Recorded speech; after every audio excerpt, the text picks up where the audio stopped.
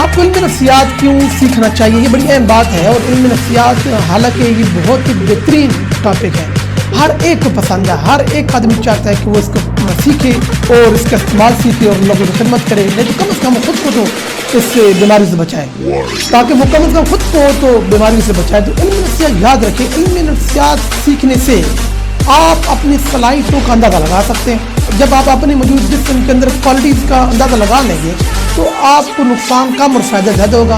آپ بہت جلد اس فیلڈ میں جائیں گے جس فیلڈ میں آپ کو جلد از جلد کامیابی کے چانسز ہیں، آپ کی ترقی کے زیادہ چانسز ہیں.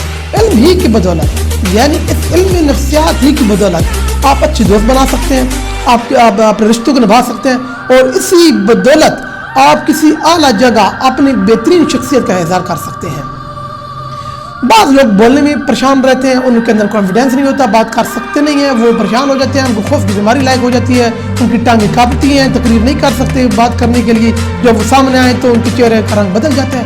اور بعض لوگ کیسے ہیں جو کہیں اگر وہ کوئی چیز پریزنٹیشن دینا چاہیں تو وہ اس کو جیسے کوئی پہاڑ سمجھ لیتے ہیں اور بار بار پریکٹس کرتے ہیں، بار بار کمروں میں وہ شور شرابہ کر رہے ہوتے ہیں. تو یہ بھی ایک خطرہ ہوتا ہے ان کا، تو وہ اپنے کمروں میں بند تقریروں کی پریکٹس کرتے رہتے ہیں. لیکن یہ ساری باتیں علم نفسیات اگر سیکھنے کے بعد اگر آپ خود کو اوپر اپلائی کریں تو آپ بہت اچھے مقرر بن سکتے ہیں، آپ بہت اچھے ڈیلنگ کر سکتے ہیں، آپ لوگوں کے ساتھ ڈیل کر کے بہت زیادہ فائدہ حاصل کر سکتے ہیں. اور فائدہ حاصل کرنا چاہیے، جیسے کہ جناب محمد صلی اللہ علیہ وسلم نے فرمایا کہ وہ چیز جو تمہیں فائدہ دے اس کے لیے لالچ رکھو، اس کے لیے جد و جہد ضرور کرو. یعنی ایسی چیز جو آپ کو فائدہ دے اس کے لیے جد و جہد اور اس کے لیے لالچ رکھنا جناب محمد صلی اللہ علیہ وسلم کے حدیث میں شامل ہے.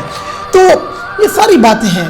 تو اس کے علاوہ آپ علم نفسیات سے بیماری سے بچ سکتے ہیں. یاد رکھیں، شوگر، دمہ، آنتوں کی بیماری، معدے کی بیماری، دل کی بیماری، خون کی کمی، بلڈ پریشر ہائی ہو جانا، جگر کا خراب ہو جانا، خون کا نہ بننا اور نیند کرنا آنا، یا خود کو کمروں میں بند کر لینا اور کسی سے ملنے کا دل نہ کرنا، کسی کی بات سننے کا دل نہ کرنا اور غصہ آ جانا اور خواہ مخواہ لوگوں سے جھگڑا کرنے کی عادت پڑ جانا اور لوگوں کی بات سنتے ہی آپ اس کو برداشت نہ کر سکتے ہو، جیسے آپ کہتے ہیں کہ میں غلط بات نہیں سننے کا عادی. یہ بھی بیماری ہے. جب آپ کہتے ہیں کہ میں غلط بات نہیں سن سکتا تو یہ بیماری ہے دراصل.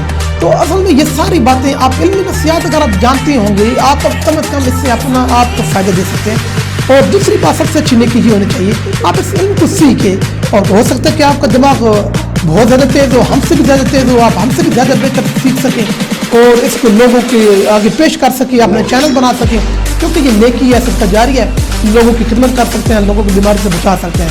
تو علم نفسیات ہر لحاظ سے آپ کی مدد کرتا ہے زندگی کے اندر، آپ کو ٹینشن کے اندر، دباؤ کے اندر، اور خاص طور پر جب آپ غمگین ہوتے ہیں تو علم نفسیات ہی آپ کا ساتھی ہوتے ہیں. اور خاص طور پر جب آپ اکیلے ہوتے ہیں، جب آپ تنہا ہو جاتے ہیں، اس دنیا کے اندر ہر چیز جو آپ کے ہاتھ میں آتی ہے اس کو جانا بھی ہے.